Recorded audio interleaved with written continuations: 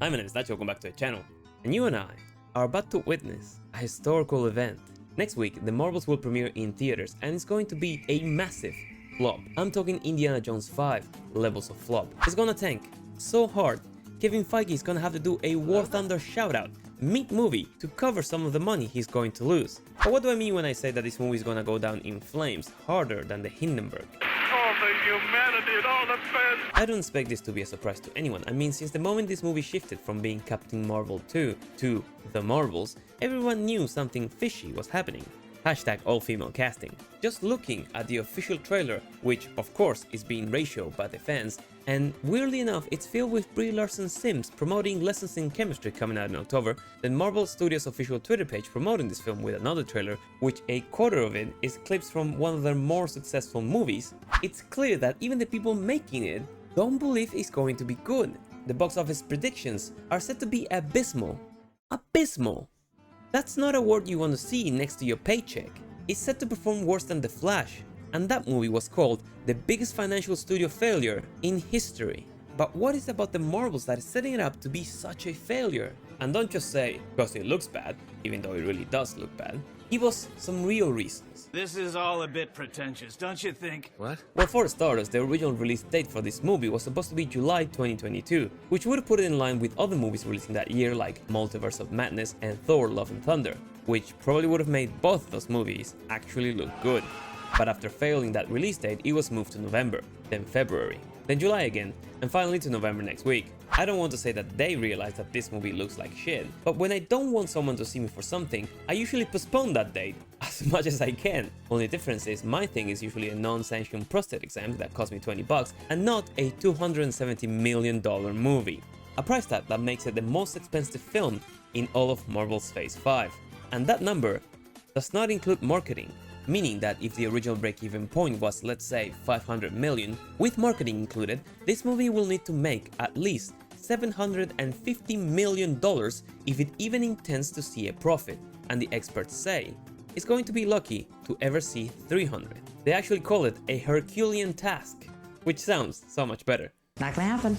And speaking of marketing, this movie surely offers everything a red-blooded Marvel fan wants to see on the screen, like cats, dances, pretty dresses, strong women working together to defeat evil, and potentially the patriarchy. More cats, the hottest bitch in all of YouTube, Brie Larson, and aesthetically androgynous men. Certainly all the ingredients for a guaranteed Marvel banger. Thank you, Kevin Feige. I feel bad, man. Some of the promos I've seen for this film are just terrible. It feels like I'm laughing at 9/11 jokes.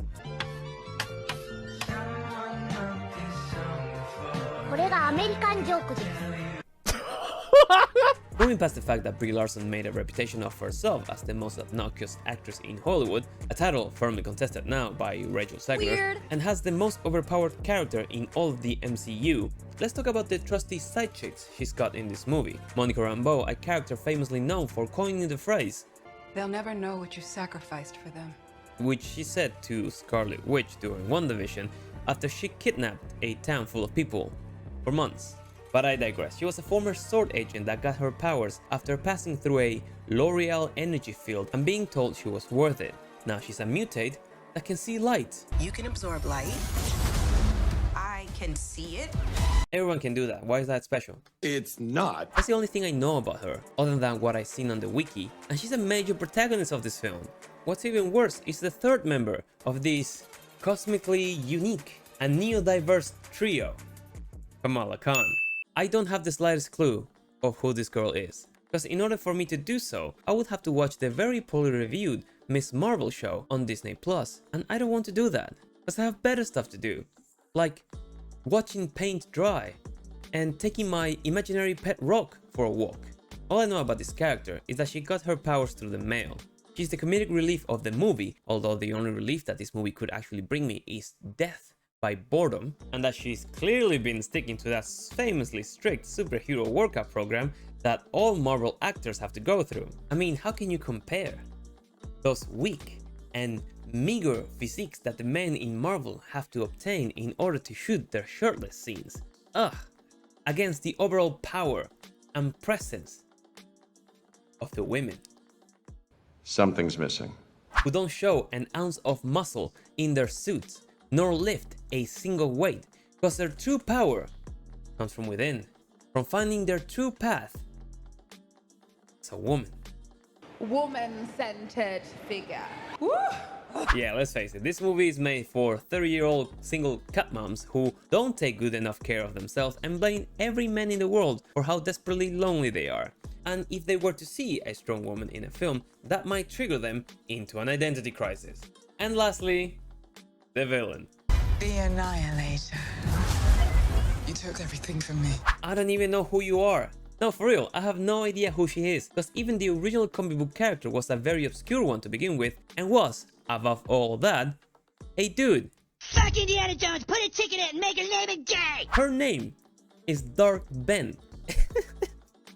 What the fuck kind of The Force Awakens name is that for a woman? The director Nia DaCosta said that they went with a unique portrayal of the new villain, Dark Ben, breaking away from the traditional comic book version. Yeah, no shit, cause fuck the source material, let's give those nerds something they are truly scared of. Pussy. But it's okay, cause DaCosta also explained that it's not just about swapping the gender. False alarm, guys. Yeah, now put the South Park jokes away. It's actually more than just a gender swap. I mean, fucking Dark Ben. Like, what up, Benny? How's it going, Mike? Oh shit, you're a girl. Funny enough, Ben in Spanish sounds awfully close to come. Regardless, this chick is being marketed as Thanos 2.0. You guys remember Thanos, right? You could not live with your own failure. Where did that bring you? Back to me.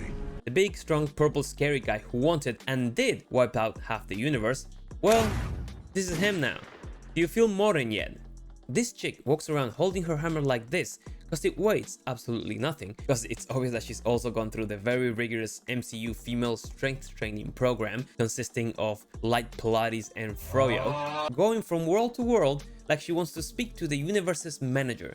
Josh Brolin had to do so much motion capture to bring Thanos to life as a true villain that everybody feared, and this chick is wearing contact lenses and has a grill.